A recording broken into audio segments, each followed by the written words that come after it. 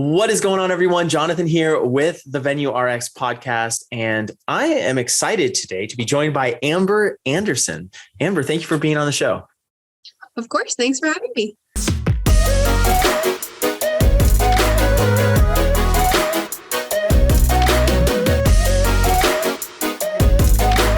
So you are a fellow podcaster. I, by the way, absolutely love the content on the Refine Podcast website. It's super funny. Also, you say you're fueled by tacos, Jay-Z, tequila, Jesus, not necessarily in that order. Is that correct? All the things, right? Some people might say those contradict each other, but I'm here for it. I love it. I love it. Well, all those things sound pretty awesome in their own right. But we're going to be talking today. You're a planner. You come from a planning background in our industry. Is that correct? Yes. Okay. The origin story for me is always very interesting because people in our industry come from corporate backgrounds. They come from, hospitality backgrounds. What is your background? How did you fall into our amazing industry here? Yeah. So long story short, I worked for Deloitte and Touche in Dallas, and the Great Recession hit. And I was a personal trainer. Great Recession hit. I got the nearest desk job, had no business working in an accounting firm, did my best to get over to the event side, survived 7 rounds of layoffs those 2 years. And the event side allowed me to move and not sit all day or get stuck on refinance. And so I did that and then met my husband and we moved to Austin, where both of us have family here in Austin. And I transferred to Deloitte here, and we had a family friend that was opening a wedding venue, and we had just gotten married. So I had gotten to know a lot of the social, as a corporate event planner, I had known quite a few people in town, but it was getting to know more of the social side. So that venue encouraged me to open my own wedding planning company and to consult with him and help get that venue off the ground, and just kind of went from there. So I did that for 10 years and sold the wedding planning business at the top of 2020, actually, 2 months before life changed. And I had been doing Refine for a couple of years, but knew it was time to take that full time. So that's the quick and dirty, how I got here. I love it. That is such a cool story. It's very fascinating to me to hear the different stories of my guests who come on. And in relation to, I think 2008 certainly was kind of a big moment economically that things changed for people. 2020 was obviously a very big year. Right. And sometimes people are just getting into the industry, and they're dealing with like, how do you navigate an industry that's kind of, completely changed. And then sometimes you have people who are just getting out of it. I was actually just talking with Megan Gillikin, and she was saying she just started her course and her, all the education that she provides right in 2020, right as everything was going down. So beginning stories, ending stories, like it's really fascinating to hear. That's very neat.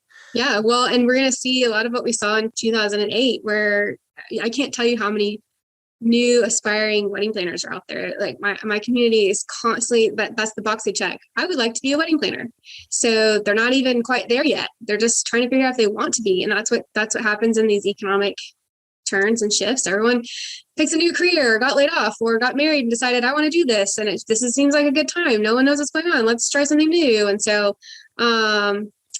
it's already scary. So let's go ahead and take the risk. So we're going to see a lot of that, and not just in my category, but all over. Mm-hmm.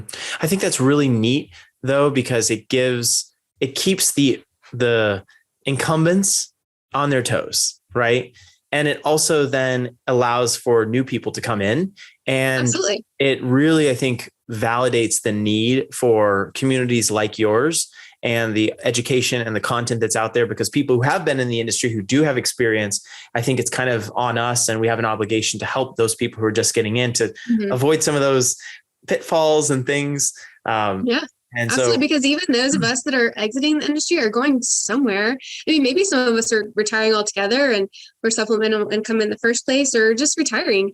But the bulk of us are probably going somewhere else. So we're going to be relying on that in another industry, the people that have been there, to take us under, their wing. So, give a little, get a little. I think that's just kind of how the world should run. Very, very true. Very true. Well, this is a perfect segue into what we're going to be talking about today. You have a lot of content out there, I think, for planners, but this is something that impacts the topic of today's podcast is going to be something I think that impacts you regardless of what category you're in. And I think we're both parents, correct?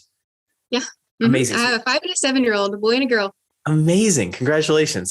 Those are exciting ages. I have kids in such fun ages. It's very fun. Very fun. Yeah. But as parents in this industry, I think we are faced with some unique challenges. We are constantly, we've got our phones, we've got clients texting us, we have vendors texting us, and then we've got, our family needs, our partners, our kids, the needs of everyday life. And it's like, which one do you prioritize? And obviously there's been a lot of pressure for anyone who has been in this industry for a long time. If you're just starting, you haven't experienced this yet. So I think this is a really great time to talk about some of that stuff and maybe set the groundwork and the framework for people who may just be getting into this industry or, who maybe have gone through everything that's happened in 2020 and 2021, dealing with mental health, dealing with parenting. So let's jump right in. 7 and a 5-year-old, correct? Yeah. Right off the top, how do you juggle? How do you look at your schedule and prioritize and not feel overwhelmed? I hire people. Okay. And that's easier said than done, right? Because that takes money. But I have found that I am pretty well worthless if I don't hire the right kinds of help to stay organized. And without the organization and without the de-stressing there, then I can't make money anyway. Mm-hmm. So that has to be my top priority. So I have a family assistant, a home manager, for 10 hours a week. It's not a ton. 10 hours is really hard to keep someone. The turnover can be high. And so actually this week I'm working with 2 other families to maybe get them to put in 10 hours so that we can make a switch to where we have someone for 30 hours and shared among us. We're all within a couple of streets from each other. So there's a lot of ways to do that, but that person helps me with meal prep and laundry and just kind of keeping the house tidy and clean and double checking the teacher emails to make sure that I got all the things so that my kid isn't the only one without the Pinterest cookies and perfection and all that. So that's a really basic thing. That's not part of it's not necessarily a business outsource technically, but if I don't do that, my business is just chaos. So, and quite frankly, it's, I hate this word literally, but it's literally saved my marriage. So, my husband's a business owner. I'm a business owner. We both have funky industries, high demand situations. And without that level of decluttering our home, it just builds on us. And so when I know that, I sign off and the meal is ready for me to just simply put in the oven and that we can sit down in 30 minutes as a family, and then all I have to do is clean it up. I don't have to do all the making and cleaning that up plus cleaning up after dinner. It's harmonious. Mm-hmm. And I can sign off without the stress of that being in the back of my mind all day. How am I going to get this done? How are we going to eat healthy? How are we going to, because healthy food takes time. And so the result there is that we are eating healthy because someone else can make that for us. And then because I'm healthier, I have more energy at work. I'm eating nutrition, proper nutrients. I'm more energized. I'm clearer in my mind. It's not foggy. We waste less because I'm not throwing away food that went bad because I never did cook it with my good intentions and all of that. So much I could say there, but that's my biggest thing, outsourcing and delegating, but in particular, outsourcing, delegating my personal life. I love that. I think we're just going to talk about that the whole time because I have 4 kids now. My wife is pregnant with our 5th.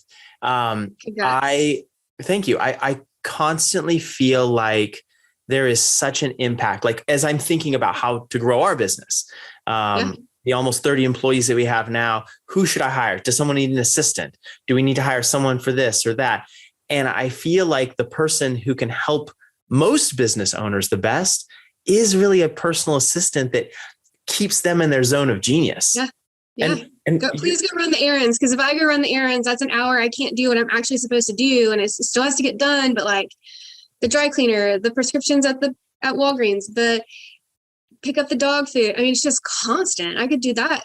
I could spend a whole day each week just doing that. Absolutely. So let me play devil's advocate, because Okay. I've been in situations with my wife where we're talking and we're like, I see it from this perspective. Oh, also, I did want to ask, what does your husband do? He's in food manufacturing. So he owns a food manufacturing facility in Tongue Tai there. And they do dips and sauces for all kinds of restaurants and retail, like white label retail for grocery stores and things like that. Wow. Wow. That is so cool. Okay. So you guys have vastly different industries. That's kind of where I was wondering with that.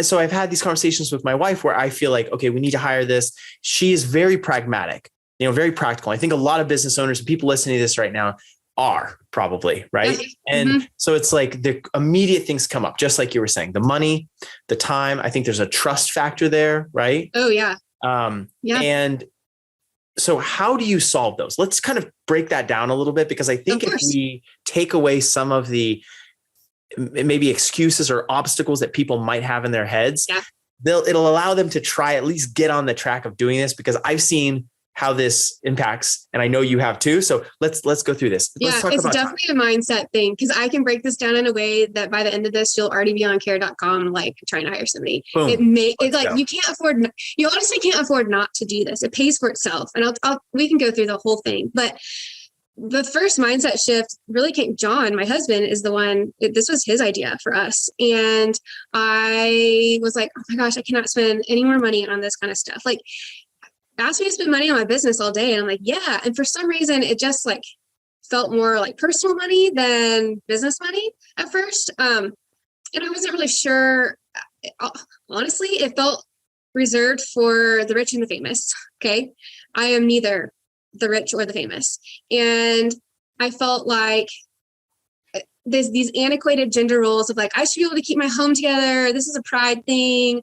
I knew I couldn't, and I had been begging for like a solution. So it's not that, I don't know, I just kind of had to put that pride away a little bit. And and that did not come from him. Let's just be clear for anyone listening.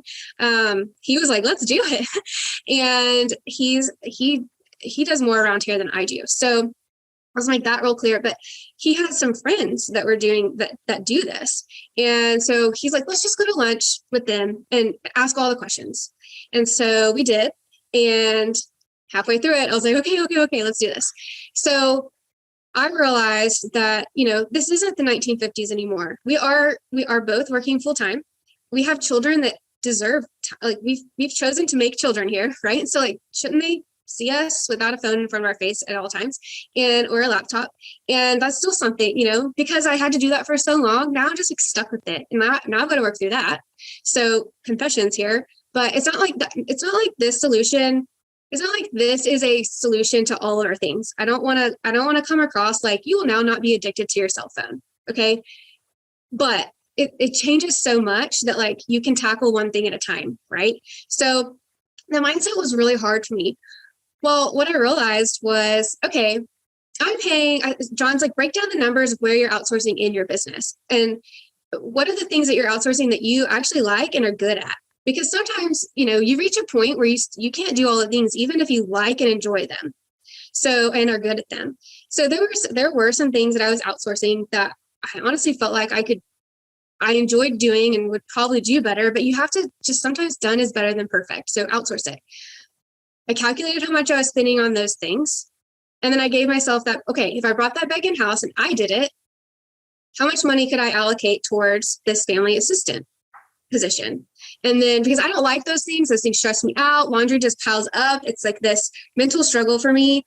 I'm ADHD. And so because that completely changed, there's no routine to any of that.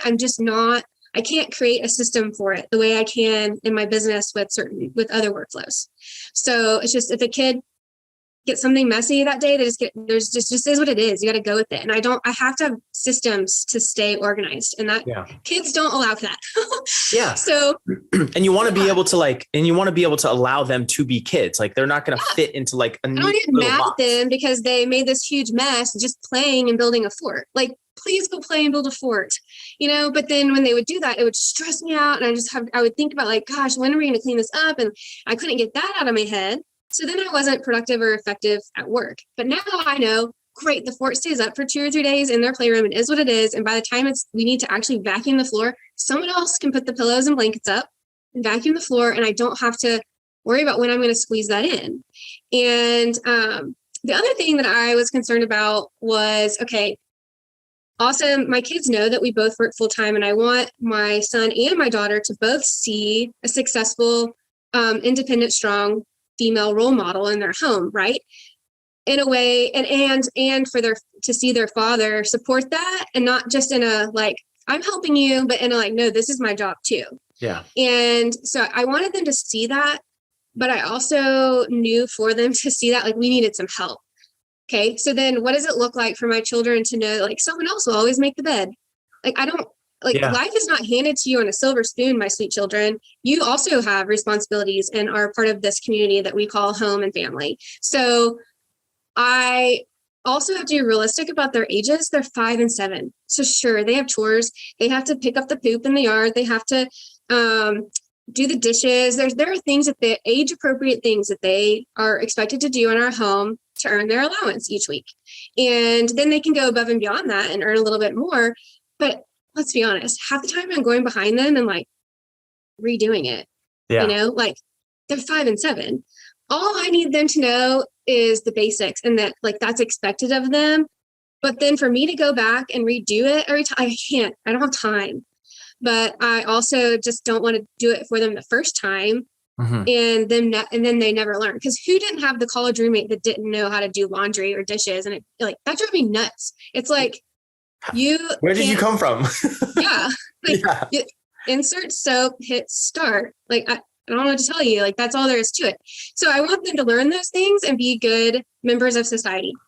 And if you can't do your laundry, it doesn't mean you're a bad member of society, but you get my point. So I wanted them to learn those things. So it's also really important for me to model in my home that if we outsource and delegate, we treat people with respect. They are not considered the help, and they are not treated as such. So if at any moment I hear, because I've heard it as they've had to learn it over the year, oh, well, so-and-so can do, Miss So-and-so can do that. And I'm like, no, that's your mess. You made that mess. That is very rude for her to show up and me to say, sorry, my kid said you'd clean this up.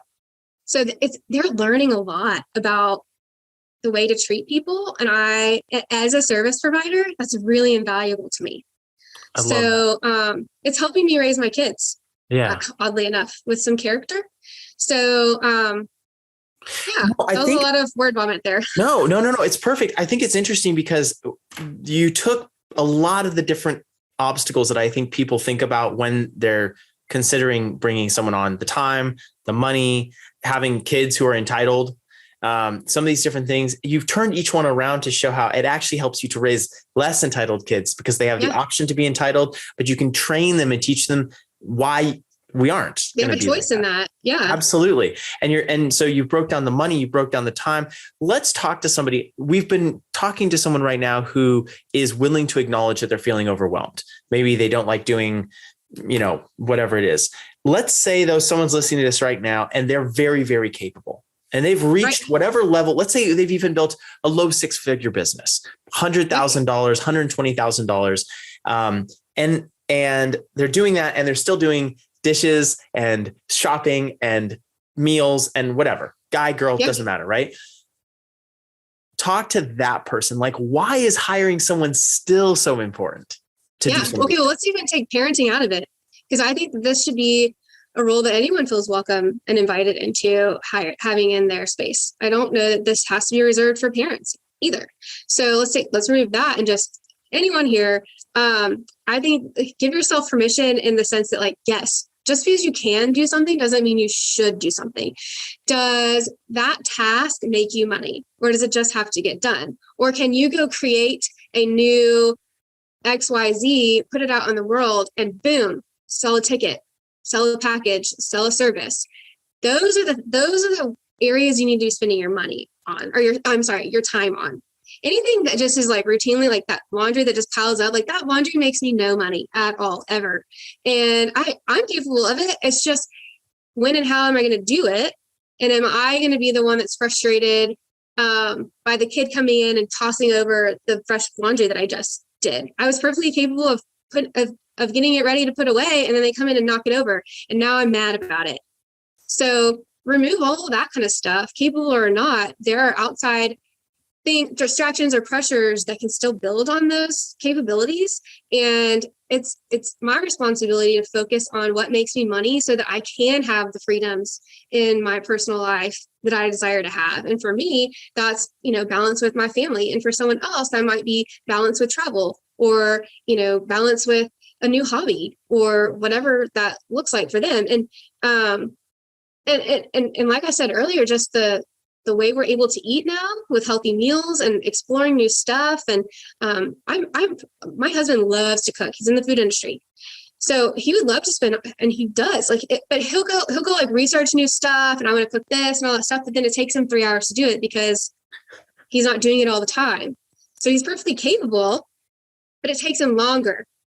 So if, I'm laughing because this is literally my wife and I. I'm not in the food. I mean, either one of you in trouble. Yeah, no, this is hilarious. I mean, she's here taking some notes and stuff. I mean, I'll be like, I'll go on a rib kick because I love grilling and I love making food. But yeah, absolutely. I'll spend an hour at the store, and then I'm like, what am I actually doing? Like, I have things that I need to get to. And I think then it's more of R&R, but this is hilarious. I love it. It is that your time, time matters. So capabilities aside, time makes a huge difference. And I'll tell you, so just impulse purchases, let's talk about that. Okay. Running errands. So I went to Target. This is what finally made me decide, like, I've got to hire someone. We were talking about it. It was my son's birthday. I went to, I was going to go make he just wanted cupcakes. So I was like, well, I can make cupcakes. I went to Target, like the black hole for all moms, right? So I went to Target to get icing and a box of cupcake mix. 2 things, period. I left spending $147. I'll never forget that dollar amount because of how impactful this is to me. Okay. $147 for what should have been less than $10, or maybe about $10. And John was like, so if you're going to pay someone $20 an hour, like, how many hours could you have gotten for them to go run that errand and not spend the extra $140? And I was like, oh my gosh. And so, because what did I even buy at Target? I don't know, just something random, just stuff that you just see, all the impulses. And so grocery shopping, same thing. If I go into the grocery store, I'm like, oh, this looks good, this looks great, and I've already spent $50 to $100 more on my weekly shopping than I typically would. So, because I don't just stick to a list. And I would venture to say most of us don't. Yeah. But the person hired to do it does. So that in and of itself started paying for this person. Like, just the impulse purchases. Just please go to the store and buy only what I need. And then it meant less clutter in my home because I was buying less stuff. So you see how this spirals into so many different rabbit trails of mental, just calm, because I don't have all this stuff I have to deal with and always put away, or less stuff. And then, the money's not flying out the window. We actually know what it's being spent on.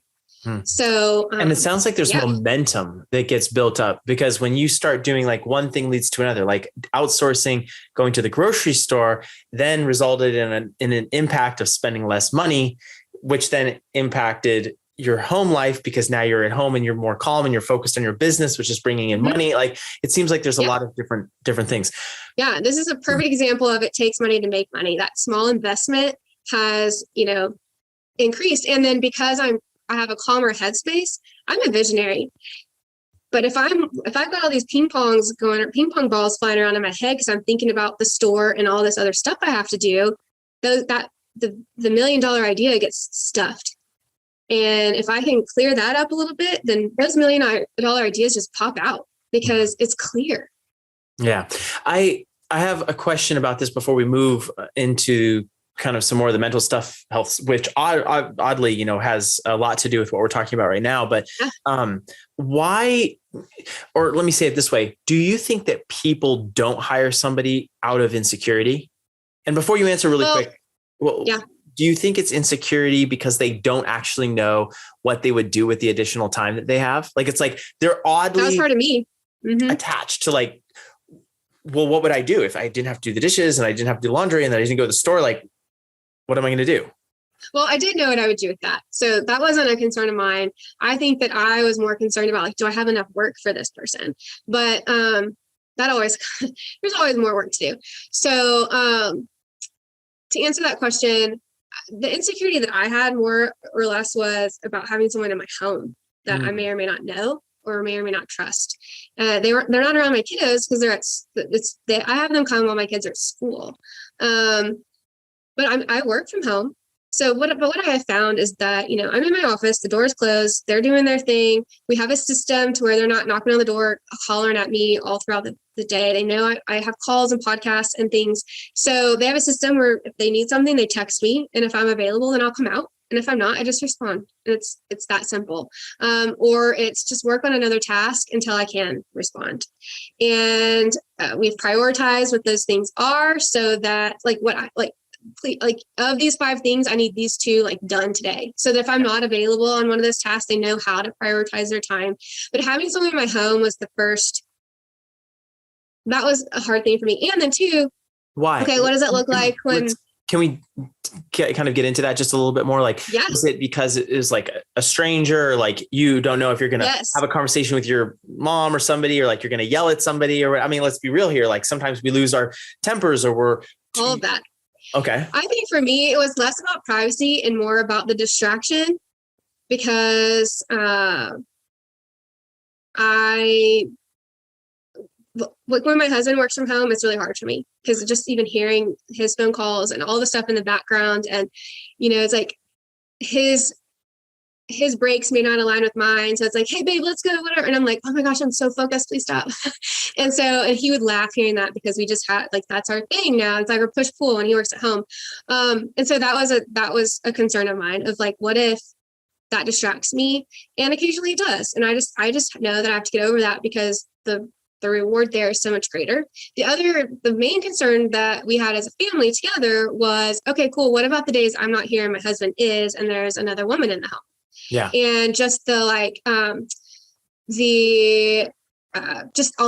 a whole can of worms. We don't have to go into that, but even just like, what are the neighbors going to think? Do they know us? Do they have this context? This person's leaving our house. Are they thinking it just creates this weird thing, whether it's a problem for the 3 adults in the house involved, who knows what, or who knows who sees what and says what and causes some public problem that doesn't exist. So we're just mindful about those things and not in an overthinking paranoid way, but just in a that's life.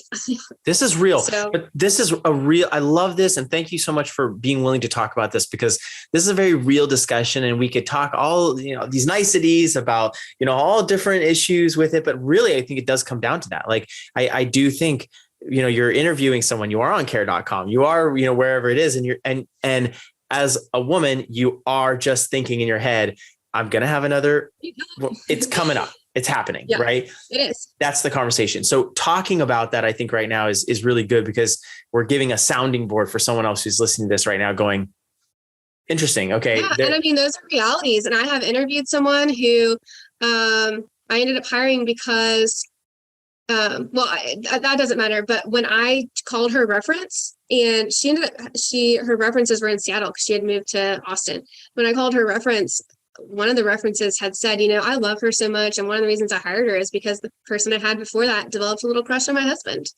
It's, so it does happen. Yeah. And so you just have to be really diligent there's a lot of hows to do this. And that's a whole nother episode. I mean, really that's an entire episode. There's a lot of do's and don'ts to hire.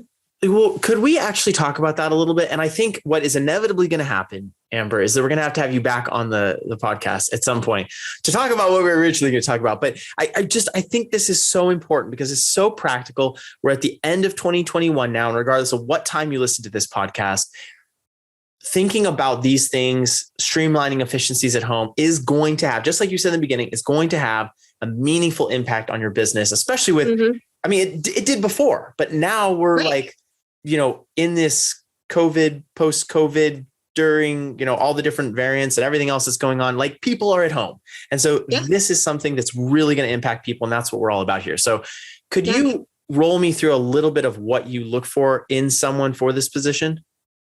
Yeah. So, and this gets really, really tricky because I think that you can hit some discriminatory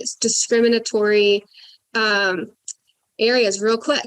Yeah. But I think if you're hiring someone in your home, it's a whole nother level of, I get to pick and choose what I'm hiring for. Absolutely. So I don't, like if you're hiring for an office, that's a public space with different levels of accountability and public eye. Mm-hmm. When someone's coming into your home, it's very private, it's very personal, and it doesn't always have any account. Sometimes it doesn't have any accountability at all. And it can really be he said, she said, and that can go really, really well and be totally fine and super healthy. And then it takes one split second for it to all go downhill. And I will tell you, despite that risk, and I've not been burned by it, so ask me if I ever am, how I feel about it. The value of what has the positive turn in our home, I still think is worth that low risk if you can do things in a way that do create a level of comfort and communication and safety for people. So we already have, for example, we already have cameras in our home. We have children. We live in a city. Crime is, upticking crime here. Like we have cameras. Like we have a Ring doorbell. We have a camera inside our house. We have one above our garage. It just is what it is. So they know that. We're transparent about that. So that helps both parties feel comfortable, quite frankly. And, if they want to wear something on them, that's fine. Go for it. I feel comfortable with those things. I feel like you have to be okay with someone getting into your bedside stable drawers. They're going to organize stuff. Like they're getting into the deep darkness of your home. They're going to know what kind of things you have. They're going to know what kind of medications you're on. They're going to have access to stealing regulated substances. That's a real thing. So if that's the case, then, for example, with ADHD, I take Vyvanse. Mm-hmm. That stuff is very expensive. It's very regulated. And if I lose it or it gets stolen, I have to go without it until my next month. And that's devastating to me. So I break it up and I hide it in all different places. I don't ever have my entire prescription in one place, and not necessarily out of also even just trust, so much as I don't know who's going to come in my home that has been sober for however long and then sees it and now it has a temptation. Yeah. Like I don't want to be the reason they like fell back into something just because they saw it and were like, access. Right. So like thinking through things like that are important. I think, I think a lot of open communication, all of our neighbors know about this. Not all of them, but we're really close to the people on our street. So if ever someone that I maybe didn't know were to say it to someone else, like it would very quickly get squashed. That rumor is not going to go anywhere. There are enough people in our street. They'd be like, oh yeah, that's so-and-so. That's just, they hired her to do whatever. So, and depending on the community that you live in, that could be more of a concern or less of a concern, but regardless, it's kind of like, because I've even had neighbors. I had one text me one time, like, hey, there's someone parked outside your house. Your car's not there. Are they just kind of like neighbor watch? Yeah. And I was like, oh no, that's fine. They're supposed to be there. I just saw someone go in your house. Is that okay? And so just that open communication so that they don't get called on, especially a person of color. Let's be really protective of those friends in our community and making sure that some nasty neighbor doesn't call the police in an unwarranted, silly way. So communicating that stuff openly, like that, we've hired someone that'll be in our home. You're going to see another car on the street. Nothing weird's happening. It is what it is. Exactly. Yeah. That's super, I think a super important thing for people to think about, because, and you said it, clear communication. Like if you aren't able to communicate clearly to the person that's coming into your house, to the surrounding neighborhood, whoever needs to know, maybe it's even family, right? Who are going to be popping in from time to time. And if they're not aware that there's going to be someone there, that could be kind of startling, right? Like, oh, right. who is this? But the clear communication and letting people know about the expectations, letting people know we've got the cameras, not because we don't trust you, but because we just want to have everyone living above the line. Totally. Yeah, the approach. And, I'll certainly, if I know that, the air conditioning maintenance, annual whatever check is this Tuesday and I'm not going to be here. And she is, I'll ask her point blank, are you comfortable with that? Yeah. And if not, totally get it, because that means she's alone in the house with somebody else that she's never met. Mm-hmm. So in a lot of ways, that's totally fine and part of her job. But I still don't ever assume that particular new person would be okay with her. Mm-hmm. And, what about where you find these people? Like, how would someone is listening to our episode right now and they're just like, I'm in, I'm completely convinced all my obstacles in my mind are gone. And I know this is going to help my mental health. I know this is going to help my physical well-being. I know it's going to help my relationship and my business. Where do people find this person? Yeah. So I've mentioned care.com already. That's been a good outlet for us. So, we've had, you have to go into this expecting turnover. Okay. Unless you're going to hire someone full-time or for like more than 20 hours a week, because anything less than 20 hours a week, you're attracting an audience that's in a transition phase of life. Most likely you might attract some people that really and truly are just trying to fill 10 hours for some reason. But either way, they're probably not going to be doing that. They're not, that's not going to be the case for long. That's probably going to be more like a college student or something like that. Or it might be someone that really only needs that ever, but they're piling it on with, they've got 10 hours from this family, 10 hours from that family. And then all of a sudden the other family is like, oh, I want you full time. And they offer that job and they go and take it and you're left high and dry. Yeah. So if you're going to piecemeal it like that, I would encourage you to start with your friends and you all form a collective and agree together on what does it look like if your needs shift? How is that communicated? What does the group decide together?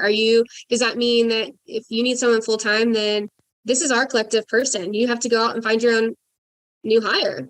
Or if you don't need as many hours, do you start with us and we can add them, or do we add a family? Like those kinds of things. Get that all together and then go hire someone for 30, 40 hours a week and parcel that out. Obviously they'll have to agree to it. And I think area of town matters. People need to live in very close proximity for that to make sense.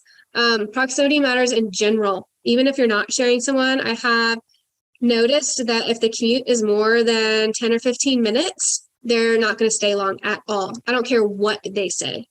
It's not going to happen. And I've just seen it enough with myself, with my friends, and then also my husband, the kind of jobs that he hires on the line. If they don't live nearby, they don't stay long. It's just part of this, just part of that kind of hire. Mm-hmm. So care.com, combining with some other families for a collective, and then working if you're try to find a college student, or if you live in a college town, try to reach out. If their Facebook groups are huge. So Austin, we have a nanny and babysitting Facebook group where moms and also nannies can share, cross post, different things. So that can be an option.